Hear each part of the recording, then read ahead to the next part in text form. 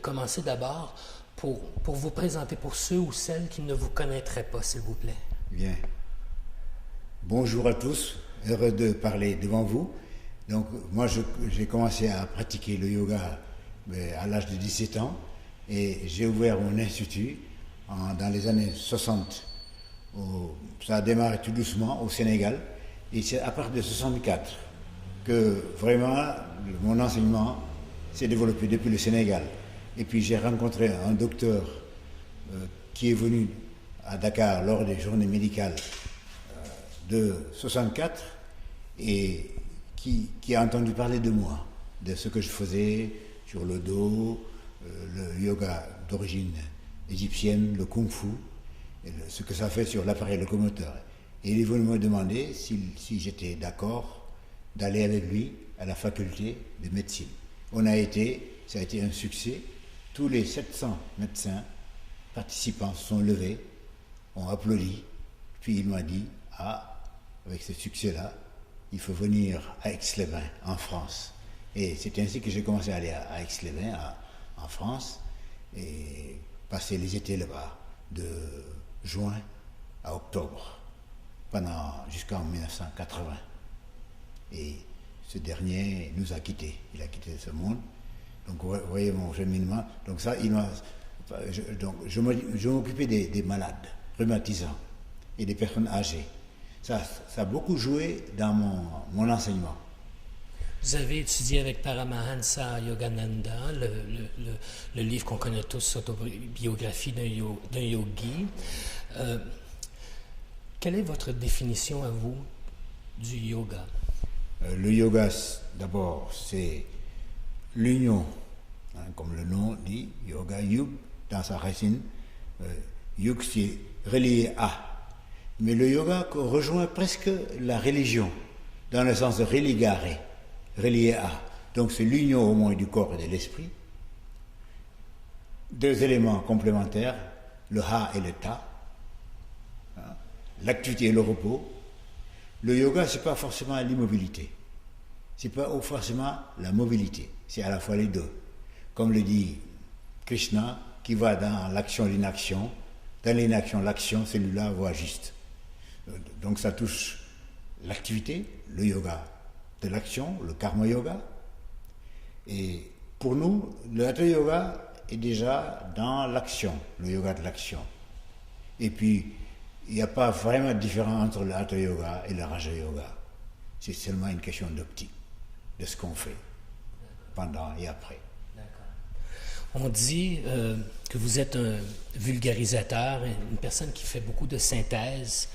Et dans les lectures et dans les recherches qui ont été faites sur les origines du yoga, certains vont mentionner que le yoga tient son origine de l'Égypte. D'autres vont dire que cela provient des Zoroastriens, des Chaldéens. De vos études, de vos recherches et lectures et de vos écrits, les origines réelles du yoga ne seraient-elles pas à l'intérieur de chaque être humain? C'est une bonne réponse. Mais je vais vous dire ça pour confirmer cela. Le yoga va même au-delà de l'homme, au-delà de l'animal. Vous vous souvenez des fameuses incarnations de Vishnu, de la tradition? On lui dit, une fois, Shiva, vous savez, dans la tradition indienne, il y a 3 divinités manifestées qui président à la création. Brahma, le créateur. De notre côté, Shiva, qui transforme ou détruit. Et entre les deux, il y a Vishnu. Et un jour, Shiva, qui est le patron de yogi, parce que le yoga vient de Shiva, il enseignait quelqu'un, il l'initiait. Et il y a eu un intrus, quelqu'un qui s'est imposé comme ça, qui a écouté. Il a tendu l'oreille. Il a entendu ce que Shiva a dit. Il a vu que c'était bien. Il l'a appliqué dans sa vie. Et quand il a vu les bienfaits, il a commencé à en parler. Donc il a enseigné le yoga. On dit que ce dernier, à la fin de sa vie, a donné le flambeau à un autre être. Mais le premier, justement, qui a entendu, qui a espionné en quelque sorte Shiva, l'intrus, c'était un poisson Matsya. Après, quand il a fini son temps, il a donné le flambeau à la tortue, Kurma. Et Kurma a fait la même chose, vécu, enseigné, et à la fin de son temps, il a donné le flambeau à un autre être, le sanglier. Voilà. Et les sangliers, c'est quoi? C'est le premier mammifère. La tortue, les dinosaures, c'est les reptiles, tous les reptiles. C'est intéressant. On va se poser la question, quelle est la relation entre le poisson, le reptile, le sanglier et nous? On va voir ça après. Et après, donc le sanglier aussi a fait la même chose, il a donné le flambeau à notre être, qu'on appelle l'homme-lion. Le comment? L'homme-lion. D'accord. L'homme-lion, sur Terre, on n'a pas de traces, il n'y a pas de traces vivantes, comme le sanglier, il y en a encore. Le poisson, il y en a encore, les tortues, il y en a encore. Mais l'homme-lion, au plan mythique, c'est le sphinx. Donc voilà, tout à l'heure, vous avez parlé des Chaldées et autres d'Égypte. Voilà, c'est le sphinx. L'homme-lion, c'est simplement un être qui est entre l'animal et l'homme, l'humanité. Puisque déjà le sanglier qui est mammifère, premier mammifère, nous, on est des mammifères. Et après l'homme-lion, il a donné le flambeau lui aussi. Il a fait la même chose que ceux qui l'ont précédé, enseigné, vécu. À la fin, quand il a fini son temps, il a donné un flambeau à notre être, qu'on appelle le nain. Un nain. Le nain. D'accord. Bamana, le nain, tout petit, petite taille. D'ailleurs, c'est très intéressant en Afrique. Le nain a un mythe. Il y a un mythe pour le nain. On l'adore. Il y a même un nain mythique qu'on est censé rencontrer comme un génie, qui est un génie qui porte ce bonheur. Et ce nain, en Afrique, on dit qu'il porte une sorte de calebasse sur la tête, et que si on arrive à toucher cette calebasse, on a la fortune. Donc c'est intéressant de voir que tous ces mythes, vous les retrouvez les traces. Et on dit que c'est le nain qui a donné le yoga à l'humanité. Alors si on regarde les découvertes de la science moderne, nos ancêtres, ils seraient petits, Lucie et autres, ce que dit la science moderne aujourd'hui, ça rappelle à ça. Alors si on regarde donc depuis l'ère, le poisson, la tortue, le sanglier, l'homme-lion et le nain, on a le sentiment que c'est presque les mêmes idées développées par Darwin sur l'évolutionnisme. On a évolué. Et dans les philosophies africaines ou orientales, ça ne gêne pas du tout. Le Bouddha, il est question de vie animale. Il a vécu comme un animal. Le Bouddha, dans les enseignements, c'est bien expliqué qu'il a évolué jusqu'à la forme humaine. Et dans les Védas, dans les textes, on dit que nous passons par plusieurs matrices, quelques 3 millions de matrices, des matrices minérales, matrices végétales, matrices animales et matrices humaines. Donc ça colle avec cette évolution progressive.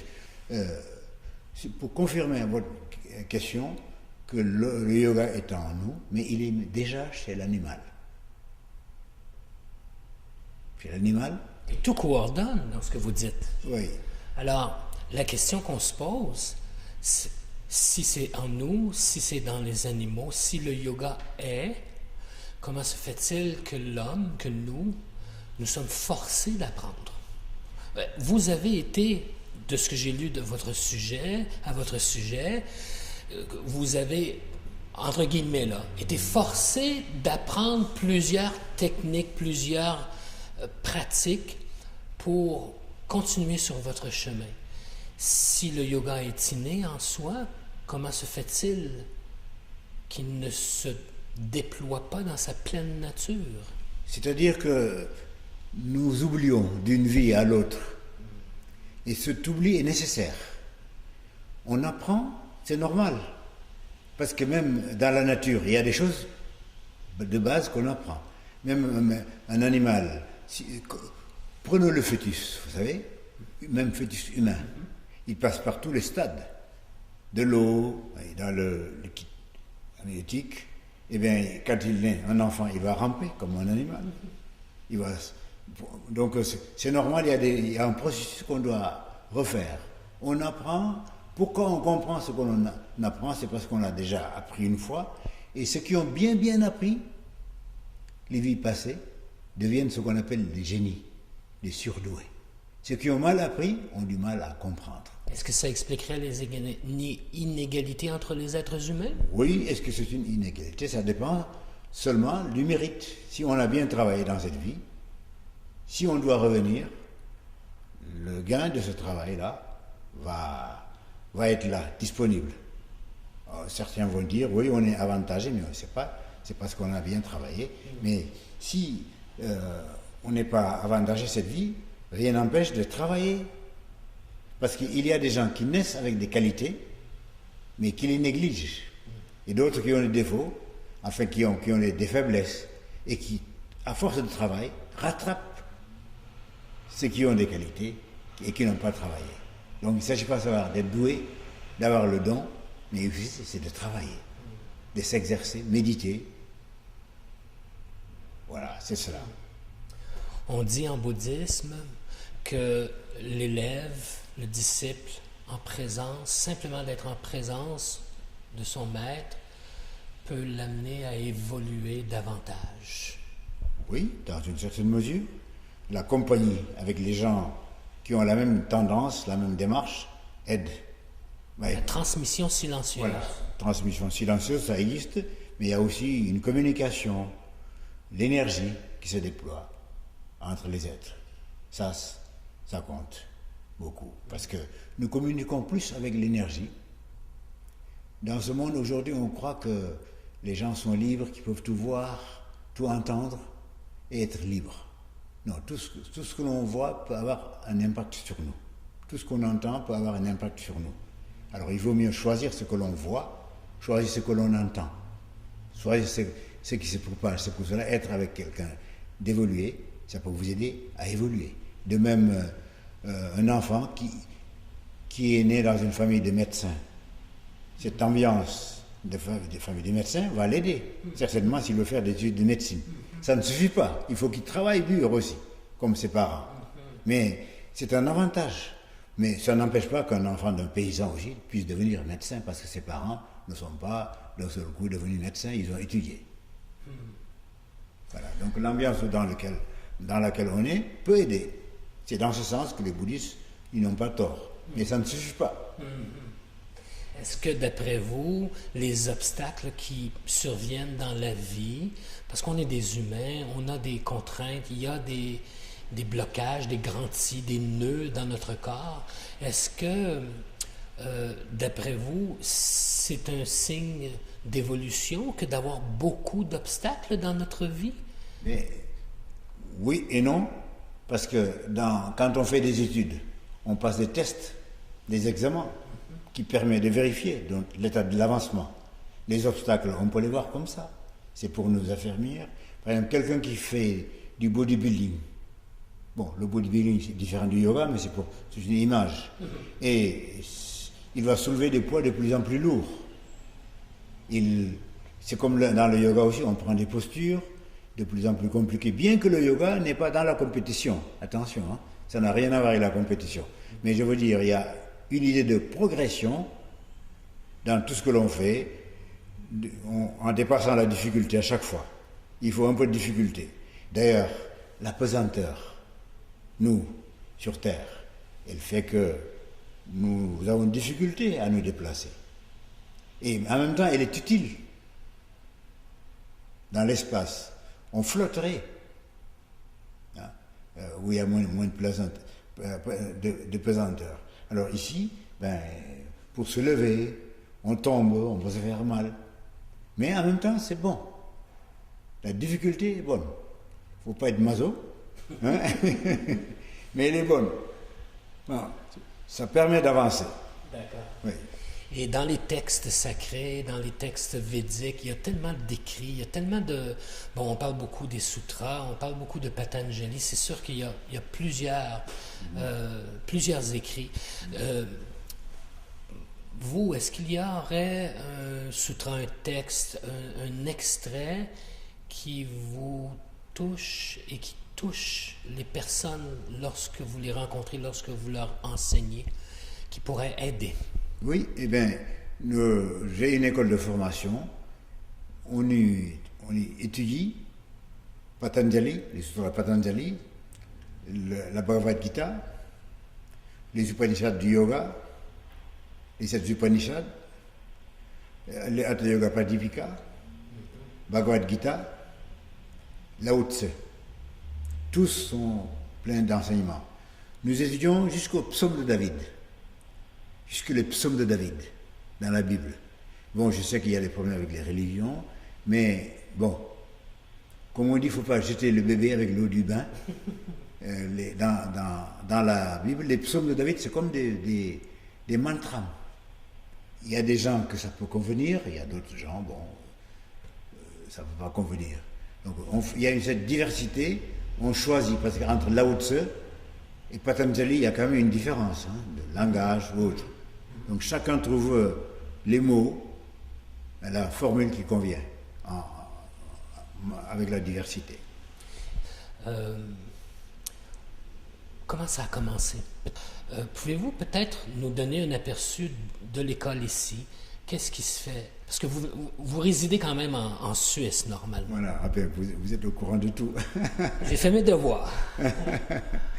Alors, depuis 1994, Xavier Houssin, qui dirige Raman, qui s'appelle, et je l'ai envoyé ici pour voir si on peut développer le yoga ici, parce que j'ai eu, dans les années 80, ou même bien avant, dans les années 70, j'ai reçu la Radio-Canada, la télévision canadienne, au Sénégal, avec aussi Newsweek. Et il y a eu des émissions qui sont passées ici. Puis j'ai eu plusieurs fois des gens. Et au Sénégal, j'ai travaillé avec les maristes au départ. Parce qu'au départ, comme je n'avais pas les moyens de louer une salle, j'ai enseigné un petit peu chez les maristes, comme enseignant, enseigner les langues, et puis l'éducation physique. Et donc j'avais cette connexion donc avec le Canada, quoi. C'est un pays que j'aime beaucoup.